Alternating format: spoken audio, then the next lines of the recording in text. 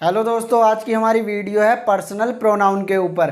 जैसे कि मैंने आपको पिछली वीडियो में बताया ही था कि प्रोनाउन के 10 प्रकार होते हैं, उनमें से पहले नंबर पर आता है पर्सनल प्रोनाउन। तो आज की वीडियो में हम पर्सनल प्रोनाउन के बारे में पढ़ेंगे और बाकी के जो वो 9 प्रोनाउन हैं उन 9 प्रोनाउन को अगली वीडियो में पढ़ेंगे बारी बारी से। तो आइए फिर देखते हैं पर्सनल प्रोनाउन कौन कौन से होते हैं। जैसे कि I, me, we, us, you, he, him, she, her, they, them और इट। तो ये पर्सनल प्रोनाउन होते हैं। अब हम यह देखते हैं कि कौन इनमें फर्स्ट पर्सन है, कौन इनमें सेकंड पर्सन है और कौन इनमें थर्ड पर्सन है। फर्स्ट पर्सन, सेकंड पर्सन और थर्ड पर्सन।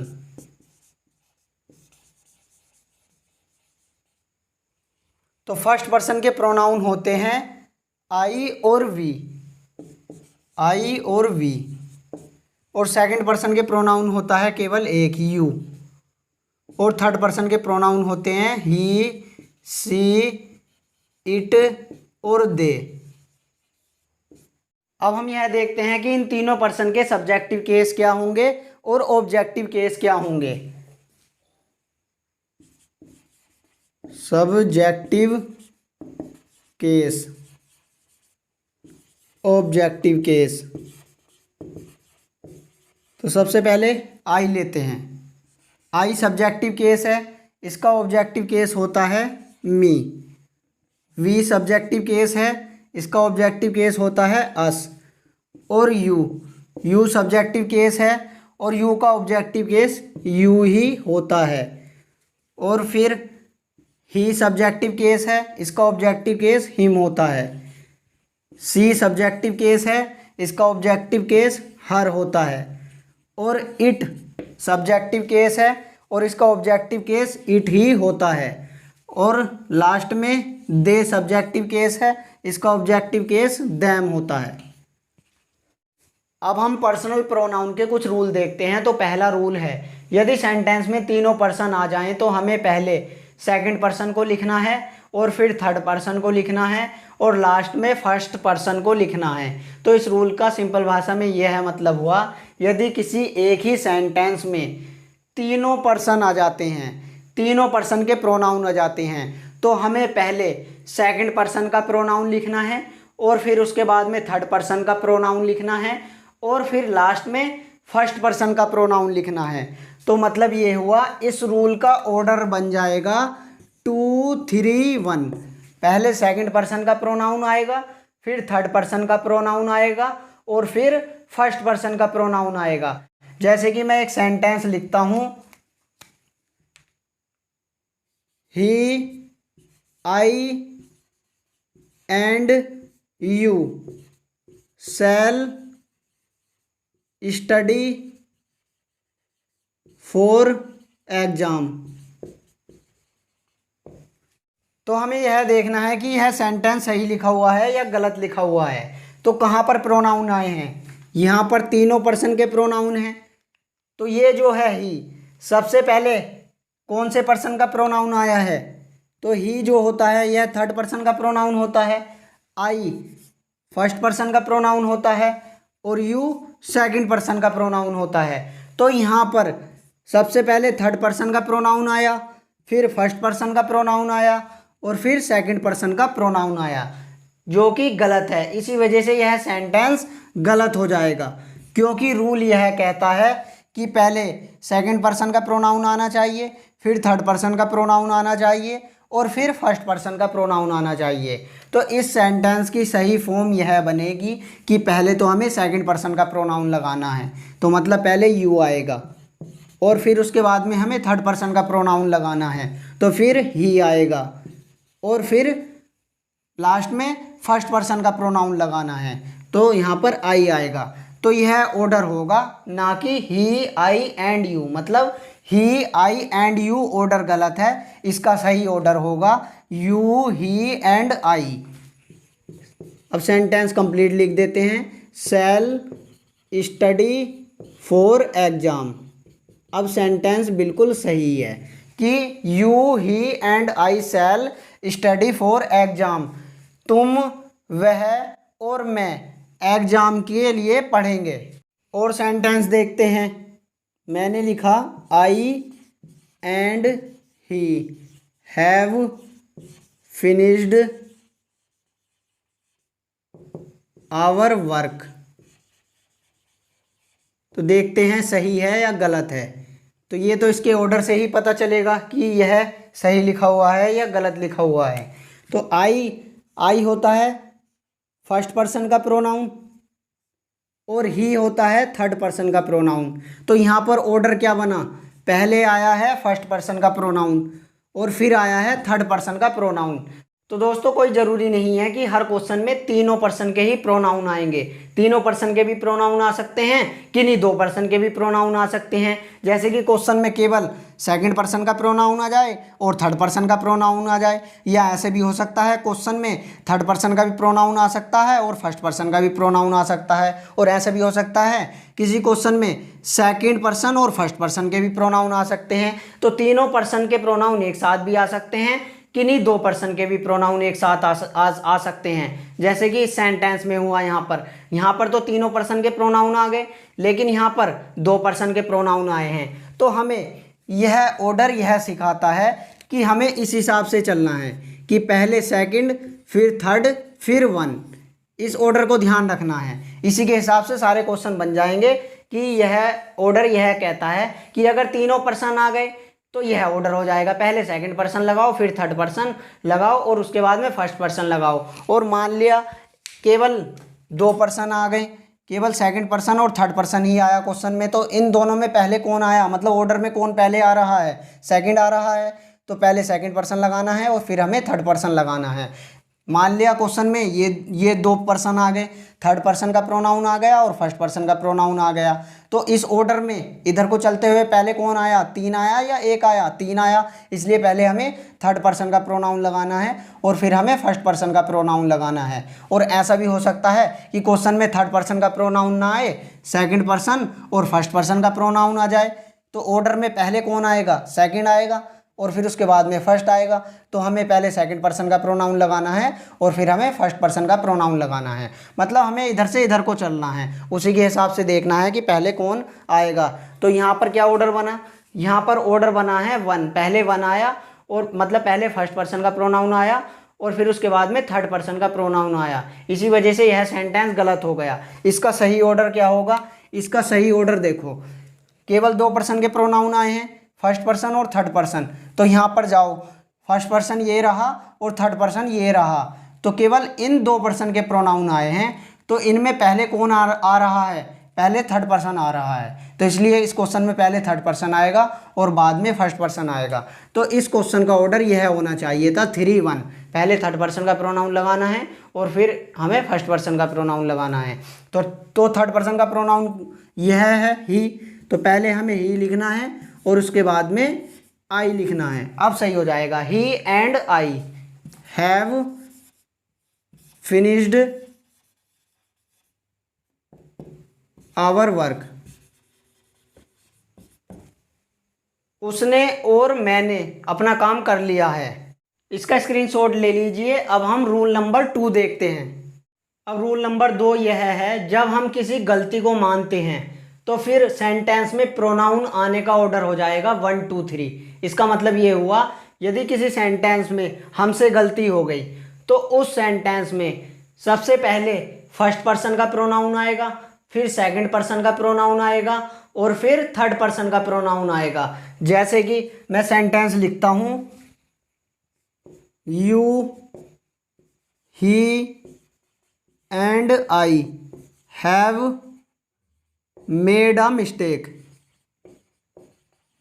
तो सेंटेंस का सेंस क्या बना, सेंटेंस का सेंस यह बना कि कोई गलती हो चुकी है, अब उस गलती को हम मान भी रहे हैं। तो ऑर्डर देखो क्या बनेगा, तो ऑर्डर क्या हो जाएगा, ऑर्डर यह बन रहा है, यू क्या है, यू सेकंड पर्सन का है और ही थर्ड पर्सन का प्रोनाउन है और आई फर्स्ट पर्सन का प्रोनाउन है। तो क्या ऑर्डर बना यहाँ पर, 2 3 बना। लेकिन रूल क्या कहता है, रूल यह कहता है कि जब हम किसी गलती को मानते हैं तो ऑर्डर हो जाएगा हमारा 1 2 3। तो हमें 1 2 3 ऑर्डर करना है। तो ये सेंटेंस गलत लिखा हुआ था।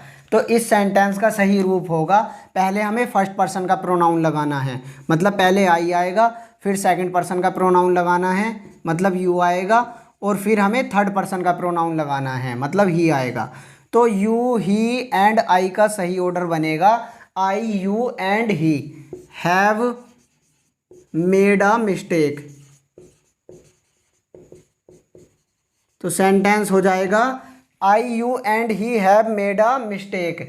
मैंने, तुमने और उसने एक गलती की है। तो यहाँ पर गलती को मान रहे हैं, गलती को स्वीकार कर रहे हैं। तो यह रूल यही था कि जब हम किसी गलती को मानते हैं, किसी गलती को स्वीकार करते हैं, तो उस टाइम पे पर्सनल प्रोनाउन का ऑर्डर 1 2 3 हो जाता है। मतलब पहले हमें फर्स्ट पर्सन का प्रोनाउन लगाना है, फिर हमें सेकंड पर्सन का प्रोनाउन लगाना है, और फिर हमें थर्ड पर्सन का प्रोनाउन लगाना है। अब यहाँ पे भी ऐसा हो सकता है कि सेंटेंस में 3 पर्सनल प्रोनाउन ना आकर केवल 2 ही पर्सनल प्रोनाउन आ जाएं। जैसे मान लिया इस सेंटेंस को मैं ऐसे लिख दूं कि he and I have made a mistake.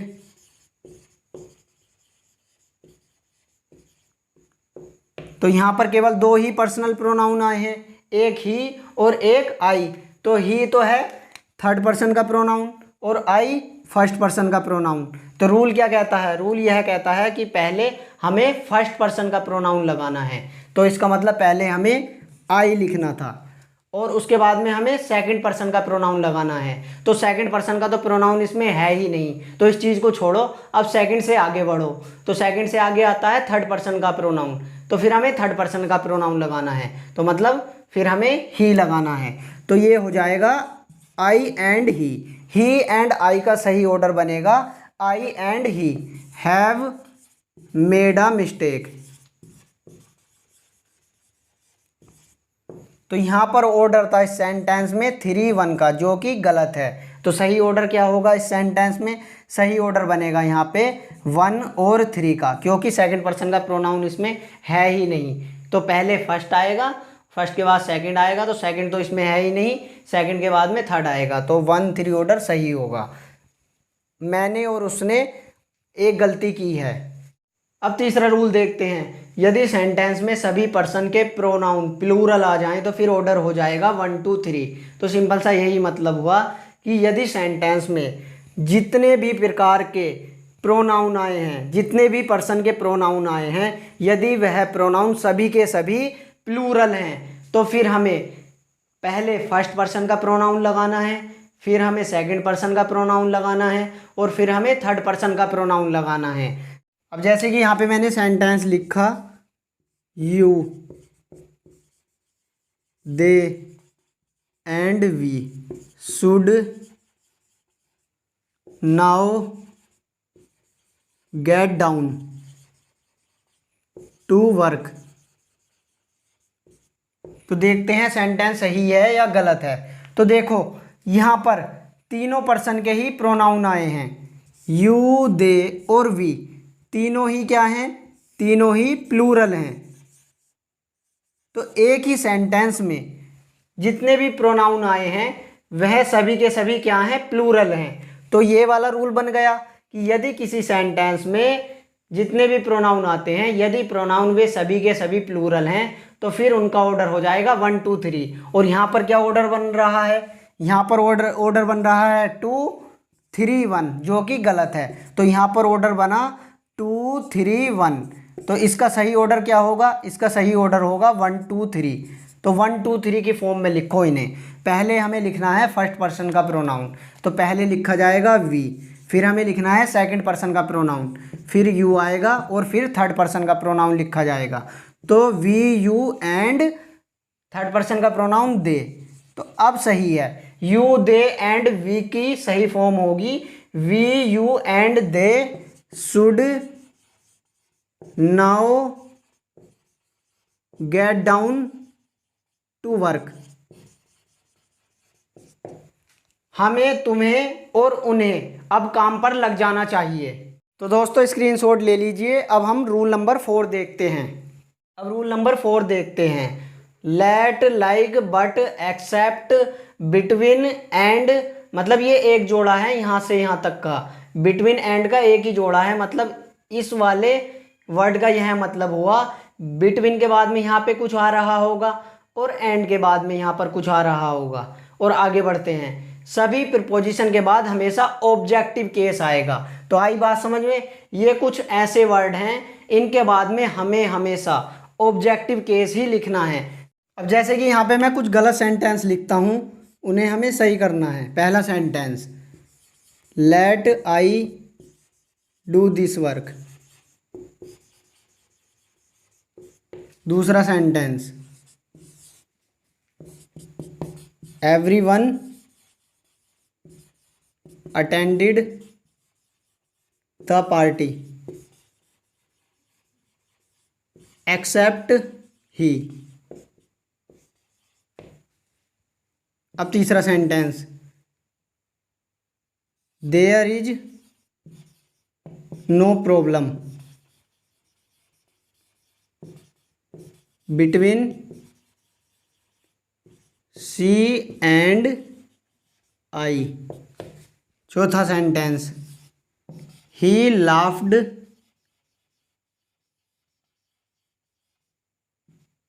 Eight I. तो इनमें हमें गलती देखनी है, कहाँ पर गलती है। तो पहला सेंटेंस, तो यहाँ पर लेट आया है। लेट ऐसा वर्ड है, यह हमेशा अपने बाद में ऑब्जेक्टिव केस लेगा। और लेट के बाद में यहाँ पर क्या है, सब्जेक्टिव केस है। आई तो सब्जेक्टिव केस होता है, तो हमें यहाँ पर लेट के बाद में ऑब्जेक्टिव केस चाहिए। तो आई का ऑब्जेक्टिव केस होता है मी, तो हमें यहाँ पर आई की जगह पर मी करना है, तो सेंटेंस ठीक हो जाएगा। Let me do this work, यह काम मुझे करने दो। अब दूसरा sentence, everyone attended the party except he. तो यहाँ पर ये वर्ड आया है एक्सेप्ट। तो एक्सेप्ट भी ऐसा वर्ड है जो अपने बाद में हमेशा ऑब्जेक्टिव केस लेता है। तो यहाँ पर ये सब्जेक्टिव केस लगा हुआ है ही, तो ही का हमें ऑब्जेक्टिव केस लिखना है। तो ही का ऑब्जेक्टिव केस होता है हिम, तो ही की जगह पर हमें हिम करना है, तो सेंटेंस ठीक हो जाएगा। Everyone attended the party except him, उसे छोड़कर बाकी सबने पार्टी अटेंड करी थी। अब तीसरा sentence, there is no problem between she and I. तो यहाँ पर बिटवीन और एंड वाला जोड़ा आ गया, ये रहा बिटवीन और एंड वाला। मैंने बताया था कि बिटवीन के बाद में यहाँ पर कुछ वर्ड आएगा और एंड के बाद में कुछ वर्ड आएगा। तो बिटवीन के बाद में सी आया है और एंड के बाद में आई आया है। तो बिटवीन और एंड भी ऐसा जोड़ा होता है, ये भी अपने बाद में ऑब्जेक्टिव केस लेता है। तो सी और आई क्या हैं, ये दोनों सब्जेक्टिव केस हैं, तो इनके ऑब्जेक्टिव केस लिखो। तो सी का ऑब्जेक्टिव केस हर और आई का ऑब्जेक्टिव केस मी। तो सेंटेंस हो जाएगा, there is no problem between her and me, उसके और मेरे बीच में कोई भी समस्या नहीं है। अब चौथा sentence, he laughed at I. तो यहाँ पर ये एट क्या है, एट प्रीपोजिशन है, और रूल यह कहता है कि सभी प्रीपोजिशन के बाद में हमें हमेशा ऑब्जेक्टिव केस लगाना है। तो यहाँ पर प्रीपोजिशन के बाद में आई आया है जो कि सब्जेक्टिव केस है, तो इसका हमें यहाँ पर ऑब्जेक्टिव केस लिखना है। तो आई की जगह पर हो जाएगा मी।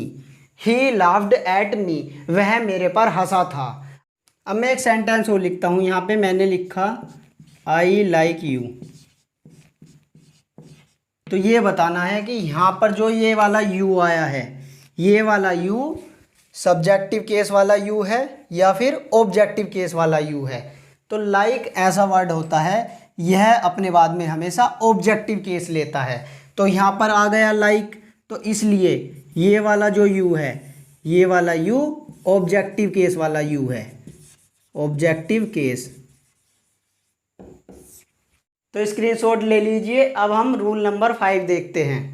अब पांचवा रूल देखते हैं। सब्जेक्टिव केस की तुलना सब्जेक्टिव केस से करनी है और ऑब्जेक्टिव केस की तुलना ऑब्जेक्टिव केस से करनी है। तो यदि सेंटेंस में किन्हीं दो व्यक्तियों में तुलना हो रही होगी तो फिर हमें सब्जेक्टिव केस की तुलना सब्जेक्टिव केस से करनी है और ऑब्जेक्टिव केस की तुलना ऑब्जेक्टिव केस से करनी है।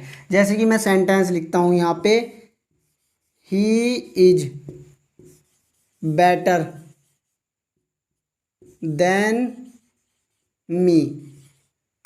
तो देखो यहाँ पर तुलना हो रही है इन दो व्यक्तियों में, एक इसमें और एक इसमें, कि कौन किससे अच्छा है, और तुलना कराने का काम देन कर रहा है। और देन कंजंक्शन होता है, तो इन कंजंक्शन को हम कंजंक्शन वाले चैप्टर में पढ़ेंगे अच्छे से। अभी के लिए तो इतना ही समझो कि देन कंजंक्शन है, और देन यहाँ पर दो व्यक्तियों के बीच में कंपैरिजन कराने की कोशिश कर रहा है। तो ही क्या है यहाँ पर, ही है सब्जेक्टिव केस। तो ही तो हुआ सब्जेक्टिव केस, और मी है ऑब्जेक्टिव केस। तो यहाँ पर सब्जेक्टिव केस की तुलना ऑब्जेक्टिव केस से हो रही है, इसलिए यह सेंटेंस गलत माना जाएगा, क्योंकि रूल कहता है कि सब्जेक्टिव केस की तुलना सब्जेक्टिव केस से करनी है और ऑब्जेक्टिव केस की तुलना ऑब्जेक्टिव केस से करनी है। तो अब यहाँ पर सोचने वाली बात यही है कि इस सब्जेक्टिव केस को ऑब्जेक्टिव केस में बदलें या फिर इस ऑब्जेक्टिव केस को सब्जेक्टिव केस में बदलें, ताकि दोनों तरफ इक्वल हो जाए, दोनों तरफ बराबर तुलना हो जाए। तो ये वाला जो स्थान है, ये वाला स्थान हमेशा सब्जेक्ट का रहता है, मतलब कि वर्ब से तुरंत पहले का स्थान हमेशा सब्जेक्ट का रहेगा, इसलिए यहाँ पर हमेशा सब्जेक्टिव केस आएगा। तो यहाँ पर ये तो पहले से ही सब्जेक्टिव केस है जो कि सही है, तो इसे हम इस ऑब्जेक्टिव केस को सब्जेक्टिव केस में बदलते हैं। तो मी का सब्जेक्टिव केस लिख देते हैं यहाँ पर, जो कि होगा आई। तो सेंटेंस हो जाएगा he is better than I. तो ही और आई के बीच में तुलना हो रही है, और ही भी सब्जेक्टिव केस और आई भी सब्जेक्टिव केस। तो अब सेंटेंस ठीक है कि he is better than I, वह मेरे से अच्छा है। एक एग्जाम्पल और देखते हैं, he is as fast as me. तो सेंटेंस सही है या गलत है?